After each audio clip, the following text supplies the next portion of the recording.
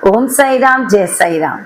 Sai Gita channel पे आप सभी साई भक्तों का स्वागत है और आपका तहे दिल से धन्यवाद करती हूँ कि आप की वजह से ये चैनल है।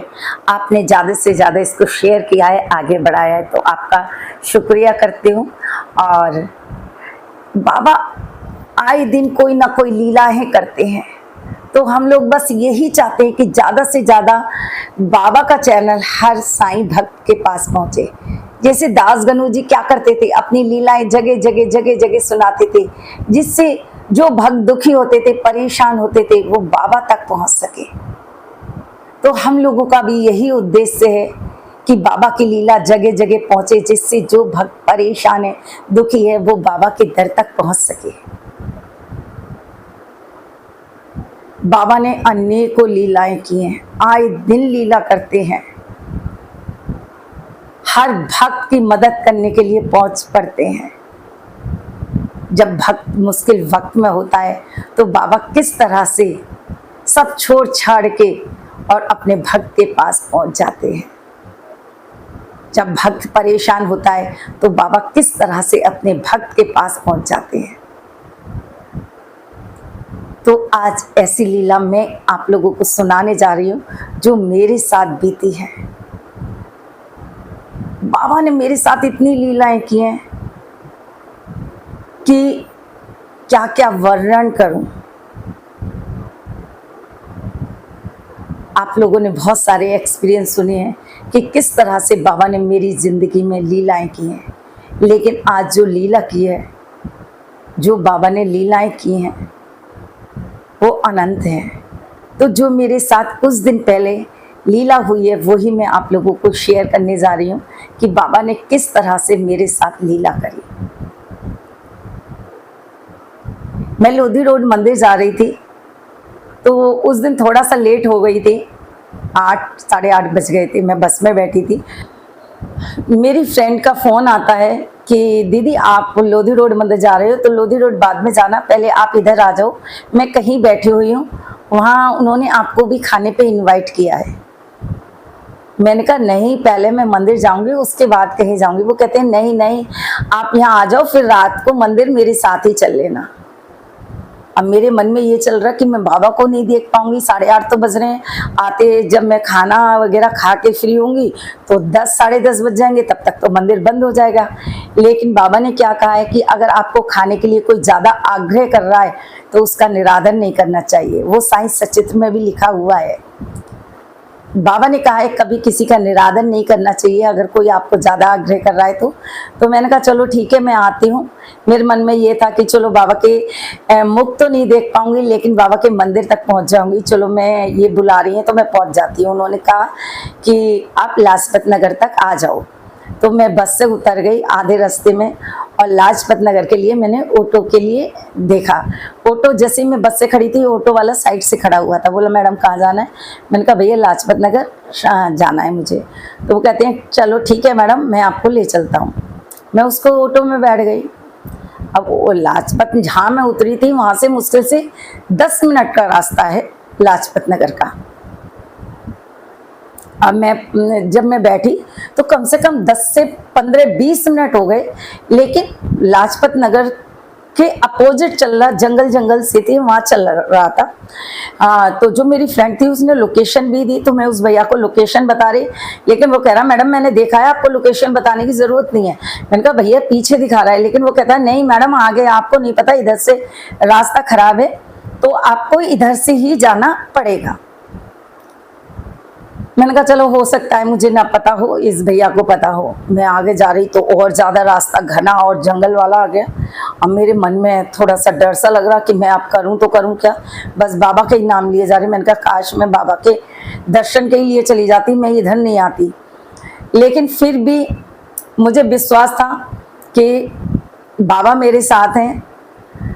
तो जब वो बहुत आगे चलने लगा, अचानक से मैंने भैया से बोला भैया क्या हुआ भैया, ये तो सारा जंगल आ रहा है, ना कोई मार्केट है ना कुछ है, आप किधर ले से आ रहे हो?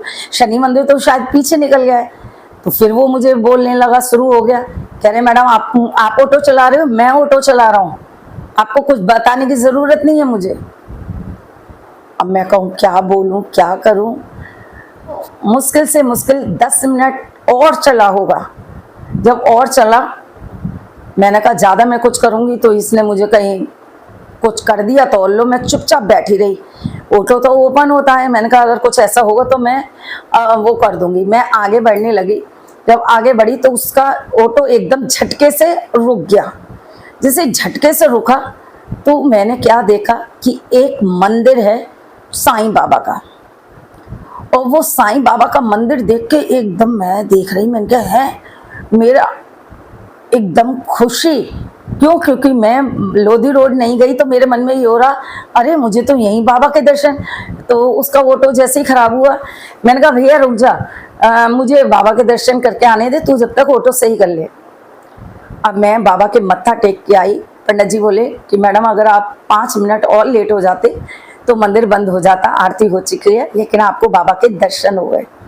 मेरी आंखों से आंसू बह रहे थे। मैंने कहा क्या बात है बाबा, मैंने यही सोचा था कि बाबा मैं लोधी रोड मंदिर में आपका मत्था टेकूंगी, लेकिन फिर मैंने सोचा कि बाबा मैं वहाँ से आऊँगी तो आपके दर्शन तो नहीं कर पाऊँगी, लेकिन आपके मंदिर तो चली जाऊँगी। लेकिन मुझे क्या पता था कि आप, मैं जिस ऑटो में बैठूंगी वहाँ आप मुझे दर्शन दे दोगे। मेरी खुशी आप बयान नहीं कर सकते। उस समय जो खुशी हो रही थी ना, ऐसा लग रहा था मुझे क्या नहीं मिल गया। अब उसको ऑटो सही नहीं हो रहा, उसका ऑटो सही नहीं हो रहा, तो मैं जब आई मैंने कहा भैया ऑटो ठीक हुआ या नहीं हुआ। उसके क्या शब्द थे, मैडम मुझे माफ कर दो, क्षमा कर दो मैडम, मुझसे गलती हो गई, मैडम मुझे माफ कर दो, मुझे क्षमा कर दो, मुझसे गलती हो गई। मैंने कहा भैया ऐसी क्या गलती कर दी आपने, आपने तो मुझे बाबा के मंदिर तक पहुंचा दिया। बोले नहीं मैडम आपके बाबा बहुत चमत्कारी हैं, और क्या कहते हैं, बस मुझे माफ कर दो। उसने ऑटो मोड़ा, थोड़ा सा ठीक हुआ, ज़्यादा ठीक नहीं हुआ, थोड़ा बहुत ठीक हुआ। उसने ऑटो मोड़ा, मैंने कहा भैया किधर मोड़ रहे हो, आप तो आगे रास्ता बता रहे थे। बोले नहीं मैडम अब आप चलो, उधर चलो, उधर है मंदिर।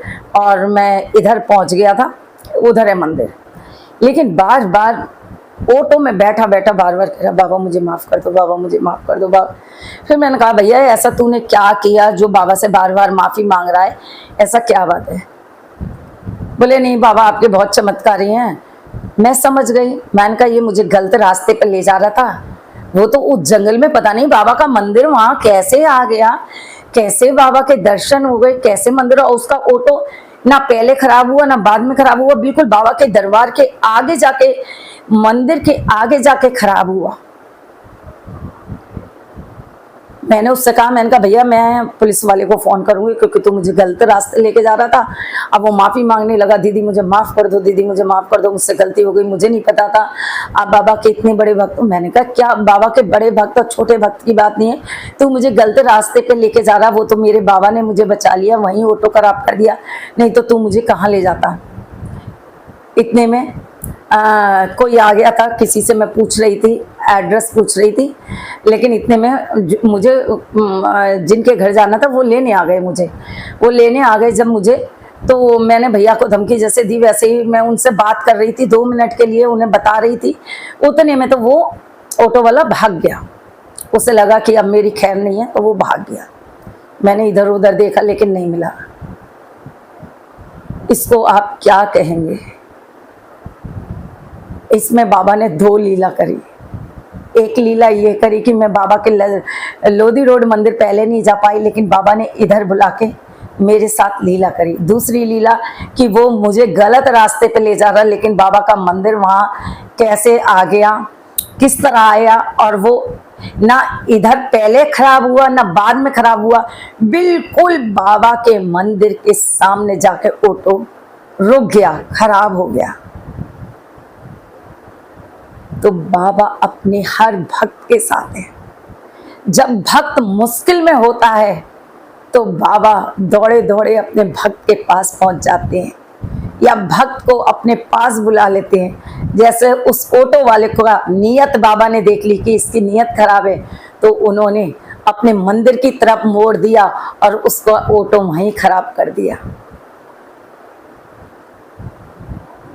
तो बाबा ने ऐसी अनेकों लीला की हैं। जैसे जब मेरे पास पैसे नहीं थे तो चाय के ट्रेन में तो चाय के पैसे देने पहुंच गए। एक लीला ये करी, जब मेरे घर में मेरी सिस्टर आने वाली थी मेरे पास पैसे नहीं थे, मेरे हाथ में ऑटो में आए और ऑटो में बैठे और मेरे हाथ में इतने पैसे देके गए। अनेकों लीला की हैं बाबा ने, एक नहीं पता नहीं कितनी लीलाएं की हैं, लेकिन बाबा पे दृढ़ विश्वास होना जरूरी है। अगर आपका दृढ़ विश्वास है तो आप हमेशा बाबा के साथ पाएंगे। आपके हर मुश्किल वक्त में बाबा आपके साथ नजर आएंगे। बाबा आपका हाथ कभी नहीं छोड़ेंगे। 7 समुंदर पार से भी बाबा आपके पास पहुंच जाएंगे। जैसे शिरडी से बाबा मेरे पास पहुंच गए जब वो ऑटो वाला मुझे गलत रास्ते ले जा रहा था, लेकिन अपना मंदिर पे लाके उन्होंने उसका ऑटो खराब कर दिया और मुझे भी दर्शन दिए। बाबा इस तरह से अनेकों लीलाएं करते हैं। साईं वो हैं जो अपने भक्तों को बुरे वक्त में कभी साथ नहीं छोड़ते, उसकी हिम्मत बनाते हैं, उसके जीवन में प्रकाश फैलाते हैं, उसके जीवन को खुशियों से भर देते हैं। हाँ, हमारे जीवन में कष्ट आते हैं, वो हमारे कर्मों के हिसाब से आते हैं, बहुत सारे दुख तकलीफ आती हैं, लेकिन हिम्मत नहीं हारनी।